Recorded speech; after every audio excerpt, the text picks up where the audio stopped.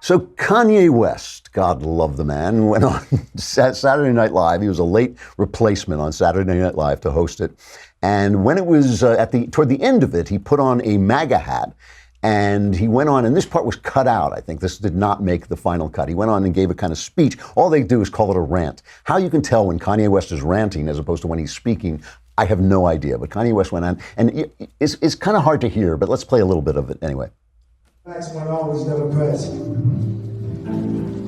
You know, it's like a plan they did to take the fathers out of the home and promote welfare. Does anybody know about that? That's a Democratic plan.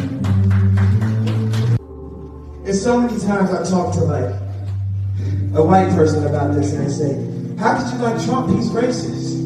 Well, if I was concerned about racism, I would have moved out of America a long time ago. We don't just make out a silver. And that is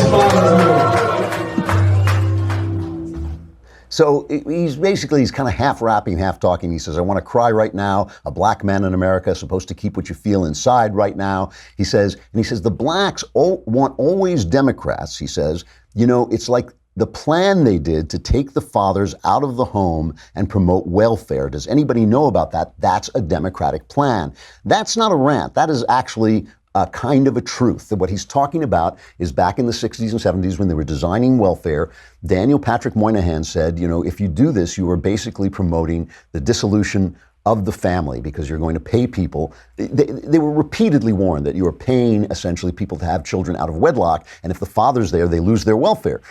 And it, in fact, worked out that way. The black family has been virtually destroyed. There are now more black children being raised in single-parent homes than there were when the Democrats, who were the slave owners back in the day, when the Democrats were actually breaking up families intentionally. So there is now more illegitimacy, more single parents in black communities than there were during slavery days when Democrats were actually selling families apart and making sure to break them up. So he's actually right about this. So people booed and people applauded. 2 or 3 people applauded and people were shocked and all this stuff. And he said, Kanye West said, they bullied me backstage. They said, don't go out there with that hat on. They bullied me backstage. They bullied me. And then they say, I'm in a sunken place. Here's the thing. Why is it even news that Kanye West supports Donald Trump? Why is that even news? First of all, Trump has improved the lives of black people in this country economically. Is certainly true.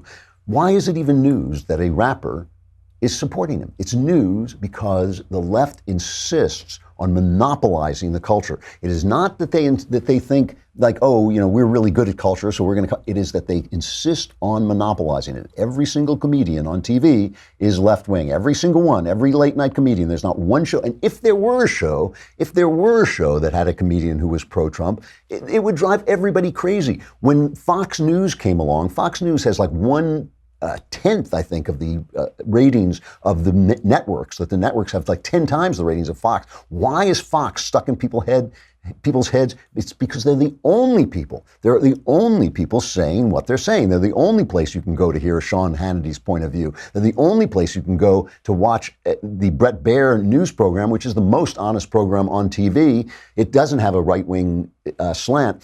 And the point here is that on the right, I don't want right-wing culture. I don't want every comedian to be a right-winger. I don't want comedians to be right-wingers or left-wingers. I think you can laugh at everybody in politics. You really can, because they're all what we see in front of us. They're all pretty funny.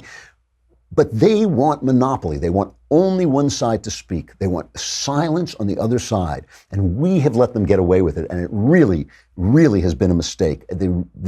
Because of that, that they can sell this Brett Kavanaugh narrative. It's because of that the conversation, we are always reacting to the conversation, never making the conversation. It's because they monopolize the culture and insist on monopolizing it that we are always fighting a rearguard action against left-wing tyranny. And we have to keep it up until we take over the mainstream.